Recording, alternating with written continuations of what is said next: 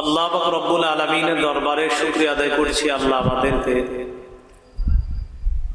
এই ইসলামী মহাসম্মেলনে উপস্থিত হওয়ার তৌফিক দান করেছেন বলে আলহামদুলিল্লাহ। 28 পারা 8 নম্বর পৃষ্ঠা, সূরার নাম সূরাতুল মুমতাহিনা। এই সূরা থেকে কয়েকটি আয়াতে কারিমা আপনাদের সামনে তেলাওয়াত করলাম। হাফিজি কোরআন মাজিদ অনুযায়ী 28 পারা 8 নম্বর পৃষ্ঠা, সূরার নাম সূরাতুল মুমতাহিনা। সূরা হাশরের যে পরের যে সূরাটা, ওই সূরার নামই সূরাতুল মুমতাহিনা। এই সূরা থেকে কয়েকটি আয়াতে কারিমা তেলাওয়াত করলাম। এই সূরাটা মদিনায় অবতীর্ণ হয়েছে। সূরাতে আয়াত সংখ্যা 13টি। এই সূরার মধ্যে মৌলিকভাবে 4টি বিষয় আলোচনা হয়েছে। প্রথম 9 আয়াত পর্যন্ত একটি বিখ্যাত ঘটনাকে কেন্দ্র করে এই সূরার মধ্যে আলোচনা হয়েছে। 10 এবং 11 নম্বর আয়াতে কঠিন একটা সমস্যার কথা আলোচনা হয়েছে। একদম মুসলিম নারী মক্কা থেকে হিজরত করে মদিনায় চলে গেছে। ওই মুসলিম নারীদের স্বামীরা ছিল কাফের। আবার আরেক দল মুসলিম পুরুষ, তাদের স্ত্রীরা ছিল কাফেরা। কঠিন এক সমস্যার মধ্যে পড়ে গেছে। মুসলিম নারীরা চিন্তা করতেছে, আমরা যে মুসলমান হইলাম, কাফের স্বামীরা কি এখনো আমাদের স্বামী? আর মুসলমান পুরুষ যারা, তারাও চিন্তিত যে যেই সমস্ত নারীরা মুসলমান হয় নাই আমাদের বিবি অনেকে আছে, তো তারা কি এখনো আমাদের বিবি? এই এক সমস্যায় পড়ে গেছে। এই সমস্যার সমাধান দেওয়া হয়েছে সূরা মুমতাহিনার 10-11 নম্বর আয়াত। 12 নম্বর আয়াতে আলোচনা করা হয়েছে যে সমস্ত মুসলিম নারীরা ইসলামের ছায়াতলে আসবে, তারা কিছু অপরাধ কর্মকাণ্ড ছেড়ে দিতে হবে, আর ওই অপরাধ ছাড়ার ক্ষেত্রে নবীর কাছে বায়াত গ্রহণ করতে হবে। 4 নম্বর আলোচনা, যাদের উপর আল্লাহ রাগান্বিত, কাফের বেঈমান, তাদের সাথে কিছুতেই বন্ধুত্ব করা যাবে না। মৌলিকভাবে সূরা মুমতাহিনার মধ্যে এই 4টি বিষয় আলোচনা করা হয়েছে। সূরা মুমতাহিনা আর এর আগের সূরার মাঝে সম্পর্ক কি? কোরআনের একটা সূরা আরেকটা সূরা, এই 2 সূরার মাঝে সম্পর্ক থাকে। সূরা মুমতাহিনার আগের সূরার নাম সূরা হাশর। সূরা হাশরের সাথে সূরা মুমতাহিনার কি সম্পর্ক? সূরা হাশরে মুনাফিকদের ব্যাপারে আলোচনা করা হয়েছে। মুনাফিকরা সামনাসামনি তারা দাবি করত ঈমানদার, কিন্তু আসলে তারা গোপনে গোপনে কাফেরদের সাথে সম্পর্ক রাখত।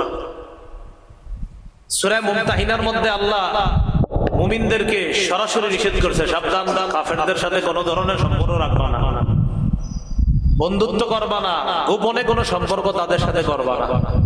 তাহলে আগের সূরায় যে মুনাফিকরা ইসলামের লেবাস ধরে গোপনে কাফেরদের সাথে সম্পর্ক রাখতো, এটা সূরা হাশরে আলোচনা আছে।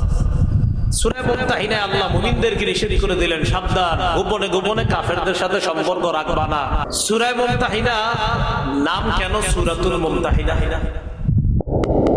মুমতাহিনা নামটা রাখা হয়েছে 10 নম্বর আয়াতের একটা শব্দকে কেন্দ্র করে। সূরা মুমতাহিনার 10 নম্বর আয়াতের একটা শব্দকে লক্ষ্য করে এই সূরার নাম সূরাতুল মুমতাহিনা। সূরা মুমতাহিনার 10 নম্বর আয়াতে আছে, ইয়া আইয়ুহাল্লাযীনা আমানু ইযা জাআকুমুল মুমিনাতু মুহাজিরাতিন ফামতাহিনুহুন্না।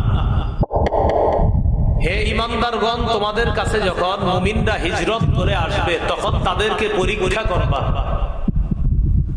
ফামতাহিনুহুন্না বাংলা অর্থ হলো পরীক্ষা করবা তাদেরকে।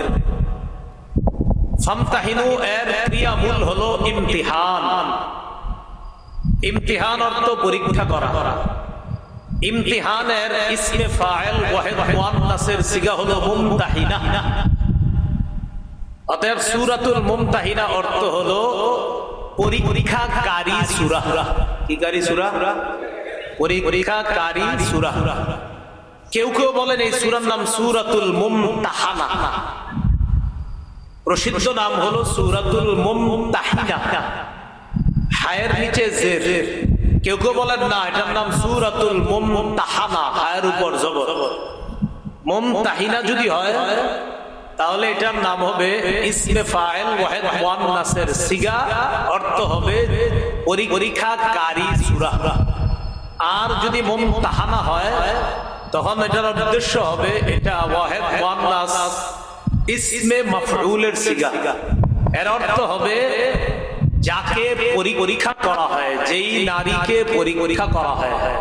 হায়ের নিচে জের হলে অর্থ হবে পরীক্ষাকারী সূরা, হায়ের উপর জবর হলে অর্থ হবে যেই নারীকে পরীক্ষা করা হয়।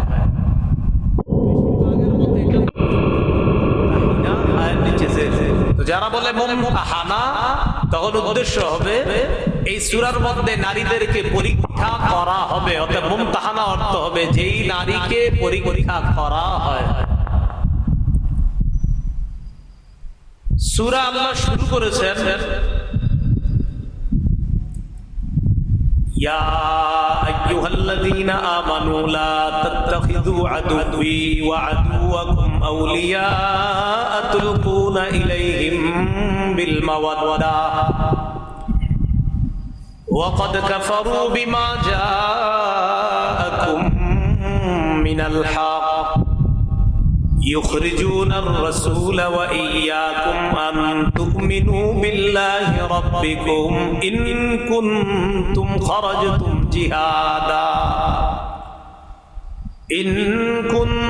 خرجتم جهادا في سبيلي وابتغاء مرضاتي।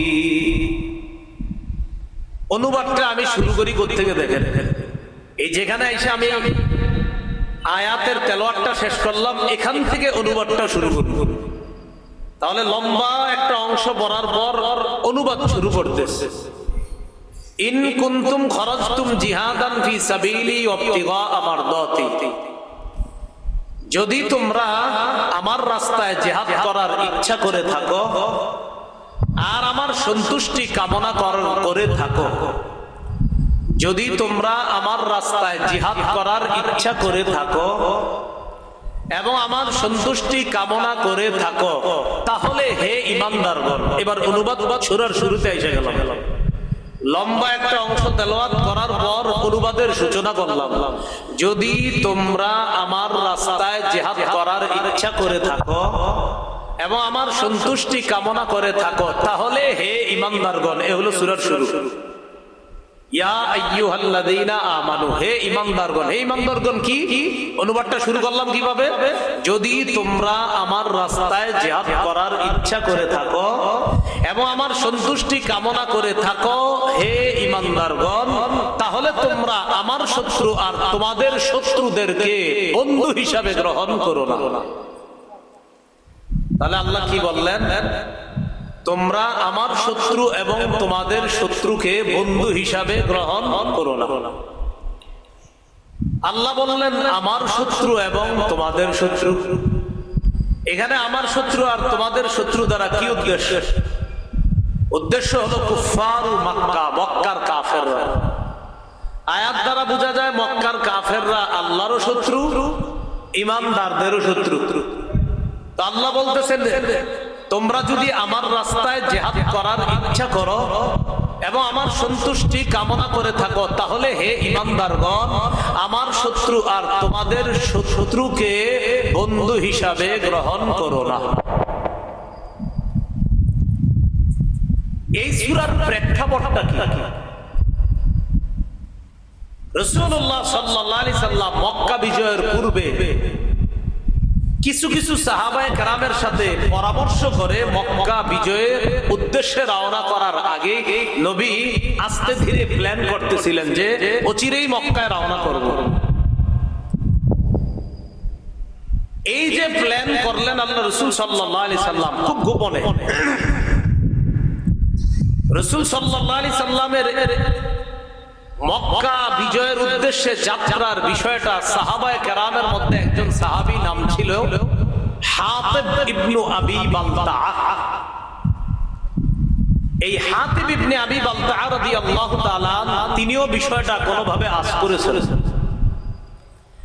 আজ করতে পেরে তিনি কি করলেন, তিনি চুপে চুপে মক্কার কাফেরদের কাছে একটা চিঠি লিখলেন।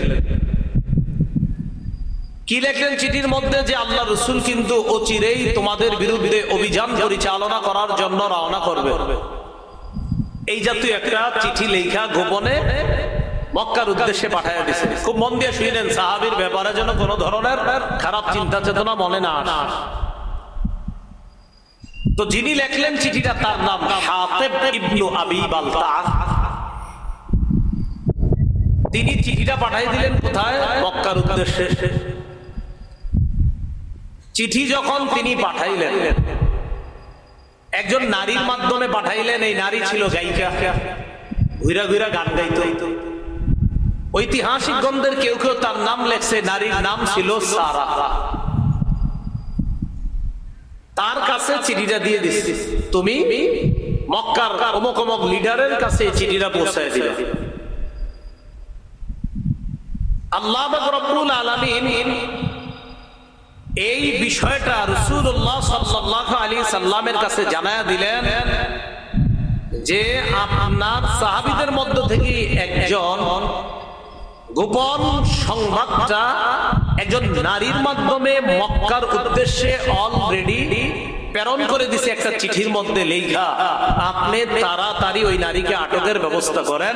আল্লাহ পরিপূর্ণভাবে ওহীর মাধ্যমে নবীকে বিষয়টা জানায় দিলেন। ওই নারী গোপন চিঠিটা নিয়ে রওনা করছে। আপনাদের মনে প্রশ্ন আসছে, একজন সাহাবী এরকম গোপন চিঠি কেন লেখছে? আসছে না প্রশ্নটা? পুরাটা শুনেন, প্রশ্ন থাকবে না ইনশাআল্লাহ। এই বিষয়টা সহিহ বুখারীতে বিস্তারিতভাবে একটা হাদিসে আছে। সহিহ বুখারীর 3007 নম্বর হাদিস। হাদিসের বর্ণনাকারী আলী ইবনে আবি তালেব রাদিয়াল্লাহু তাআলা। আলী রাদিয়াল্লাহু তাআলা আনহু বলেন, বাআসানি রাসূলুল্লাহ সাল্লাল্লাহু আলাইহি ওয়াসাল্লাম আনা ওয়াজ জুবাইর ওয়াল মিকদাদ ইবনুল আসওয়াদ। আলী রাদিয়াল্লাহু তাআলা আনহু বলেন, রাসূলুল্লাহ সাল্লাল্লাহু আলাইহি সাল্লাম ওহীর মাধ্যমে বিষয়টা জেনে আমাদের তিনজনকে প্রেরণ করলেন ওই নারীকে আটক করার জন্য।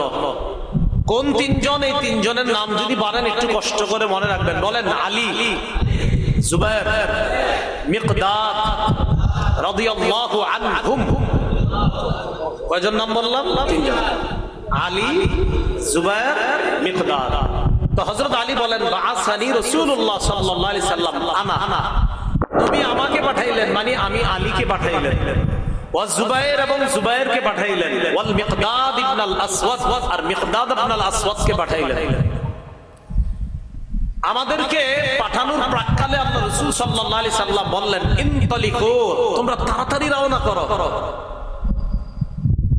হাত্তা তাতু রাউজাতা খাখিন, রওনা করে তোমরা তাড়াতাড়ি রাউজায়ে খাখ নামক একটা জায়গা আছে, ওই জায়গায় দ্রুত পৌঁছো তোমরা। আমার সাথে জায়গাটার নাম বলতে হবে। বলেন, রাউজায়ে খাখ। আবার রাউজায়ে রাসূলুল্লাহ সাল্লাল্লাহু আলাইহি সাল্লাম বললেন, ইনতালিকু, রওনা করো। হাত্তা তাতু রাউজাতা খাখিন, তোমরা একটা জায়গায় গিয়ে খুব দ্রুত পৌঁছো। ওই জায়গাটার নাম জানি কি? ফাইন্না বিহা যাইনা, সেখানে একজন মহিলা আছে, গায়িকা আছে। মাহা কিতাবুন, ওই মহিলার সাথে একটা চিঠি আছে। সুবহানাল্লাহ। খুযুহু মিনহা, ওই চিঠিটা তার থেকে গ্রহণ করবা। হযরত আলী রাদিয়াল্লাহু তাআলা আনহু আর ওই দুই সাহাবী, বাকি দুইজন ওলামা হযরত ছাড়া ওই দুজনের নাম কি জানি? অন্যরা বলেন তো আলেমরা ছাড়া অন্য কেউ। আরেকজন মিকদাদ। মোট তিনজন। একজনের নাম আলী, আরেকজন তা আমরা রওনা করলাম। রওনা করার পর তিনি বলেন তাআদা বিনা খাইলুনা, দ্রুত আমাদের বাহন আমাদেরকে নিয়ে চললো, ছুটে চললাম, আমরা খুব দ্রুত ছুটে চললাম। চলতে চলতে ইনতালাকনা, চলতে লাগলাম, হাত্তা ইনতাহাইনা ইলা রাউজাতি খাখিন, নবী যেই জায়গার কথাটা বলছে আমরা চলতে চলতে দ্রুত ওই জায়গায় পৌঁছে গেলাম, তথা রাউজাতু খাখ নামক জায়গায় আমরা পৌঁছে গেলাম। সেখানে পৌঁছার পর ফাইদা বিজাইর, ফাইদা নাহনু বিজাইনা, হঠাৎ দেখি ওই মহিলা, যে মহিলার কথা নবী বলছে, মহিলারে সরাসরি বললাম আখরিজিল কিতাবা, চিঠিটা দাও, কোনো ভূমিকা ছাড়াই বললাম চিঠিটা দাও। তখন না আমরা বললাম আখরিজিল কিতাব, চিঠিটা দাও। মহিলা কয়, মানে পুরা মহিলা কয় কিসের চিঠি? মা মাই মিন কিতাব, আমার কাছে কোনো চিঠি নেই। হযরত আলী বলছেন তোমার কাছে চিঠি আছে, যেহেতু আল্লাহর রাসূল বলছেন মানে তোমার কাছে চিঠি আছে, এতে কোনো সন্দেহ নাই, চিঠি তাড়াতাড়ি দাও। হযরত আলী এক পর্যায়ে বললেন লাতুখরিজিনাল কিতাব আও লানুলকিয়ান্না দিয়াব। হযরত আলী বলেন লাতুখরিজিনাল কিতাব আও লানুলকিয়ান্না দিয়াব, হয়তো চিঠি দাও, না হয় যে কোনো মাধ্যমে হয়তো মহিলা ইত্যাদি ডেকে এনে হলেও তোমার কাপড় খুলে তোমার ভিতর থেকে চিঠি বের করার ব্যবস্থা করতে আমরা বাধ্য হব, কারণ চিঠি তোমার কাছে আছে, এতে কোনো সন্দেহ নাই। চিঠি কি দিবা না দিবা না সেটা বলো। মহিলা কি করছে দেখেন, ফাখরাজাতহু মিন ইকাসিহা, খোপার ভিতর থেকে চিঠি বের করেছে, চুলের খোপার ভিতর থেকে চিঠি বের করেছে। চিঠি বের করার পর হযরত আলী, জুবায়ের, মিকদাদ তারা চিঠি নিয়ে তাড়াতাড়ি চলে আসছে মদিনায়। রাসূলুল্লাহ সাল্লাল্লাহু আলাইহি সাল্লামের কাছে চিঠি পৌঁছানোর পর চিঠি খুলে দেখা গেল ফাইদা ফীহি মিন হাতিব ইবনে আবি বালতা ইলা উনাসিন মিনাল মুশরিকিন মিন আহলি মক্কা ইউখবিরুহুম বিবাদি আমরি রাসূলিল্লাহি সাল্লাল্লাহু আলাইহি ওয়াসাল্লাম। চিঠি খোলা হলো, চিঠি খুলে দেখা গেল চিঠির মধ্যে লেখা হাতিব ইবনে আবি বালতার পক্ষ থেকে মক্কার মুশরিকদের উদ্দেশ্যে একটা চিঠি লেখা, যে চিঠির মধ্যে আল্লাহ রাসূলের কিছু বিষয় তাদেরকে অবগত করে ওই চিঠির মধ্যে বিভিন্ন বিষয় হাতিব ইবনে আবি বালতা লিখছে চিঠির মধ্যে। তাড়াতাড়ি ডাকছে, হাতিবকে ডাকো। হাতিব ইবনে আবি বালতা রাদিয়াল্লাহু তাআলা, সবাই বলেন রাদিয়াল্লাহু তাআলা, আবার বলেন সবাই, তাকে ডাকে। ডাকার পর রাসূলুল্লাহ সাল্লাল্লাহু আলাইহি সাল্লাম বললেন মা হাদা ইয়া হাতিব, হাতিব এটা কি, এটা কি বলো। হাতিব ইবনে আবি বালতা বললেন লা তাজাল আলাইয়া ইয়া রাসূলুল্লাহ, হুজুর আমার ব্যাপারে দ্রুত সিদ্ধান্ত নিয়েন না, আমার কথা একটু শুনেন। রাসূলুল্লাহ সাল্লাল্লাহু আলাইহি সাল্লামকে হাতিব ইবনে আবি বালতা এবার বললেন হুজুর আমি এই চিঠিটা লিখছি মক্কার মুশরিকদের কাছে, আপনি আমার ব্যাপারে দ্রুত সিদ্ধান্ত নিয়েন না, চিঠিটা আমি লিখছি তাদের কাছে। আপনার সাথে যে মুহাজির সাহাবী যারা আছে ইয়া রাসূলুল্লাহ, কানা মাআকা মিনাল মুহাজিরিন লাহুম কারাবাতুন ইয়াহমুনা বিহা আমওয়ালাহুম ওয়া আহলিহিম, আপনার সাথে যে মুহাজির সাহাবী যারা আছে তাদের আত্মীয় স্বজন মক্কায় আছে, আত্মীয়তার বন্ধনের কারণে তারা তাদের সম্পদ রক্ষা করতে পারবে, তারা তাদের সন্তানদেরকে রক্ষা করতে পারবে। হুজুর কুনতুম রাআন মুলসাকান ফি কুরাইশ, আমিও কুরাইশদের সাথে ছিলাম লম্বা সময় মক্কায়, ওয়ালাম আকুন মিন আনফুসিহিম, কিন্তু আমি তাদের আপনজন কেউ না। আপনার সাথে যারা আছে সাহাবী তাদের আপনজনরা এখনো মক্কায় আছে, আমি যদিও মক্কায় কুরাইশদের সাথে ছিলাম কিন্তু আমার আপনজন বলতে কেউ নাই। হুজুর আমার অনেক আত্মীয় স্বজনরা সেখানে আছে। অর্থাৎ কোথায়? মক্কায় যেই জায়গায় সাহাবীদের আপনজন আছে, আমার কিছু রিলেটিভ আছে যারা এখনো মক্কায় রয়ে গেছে, তো তাদের আপনজন বলতে মক্কায় কেউ নাই।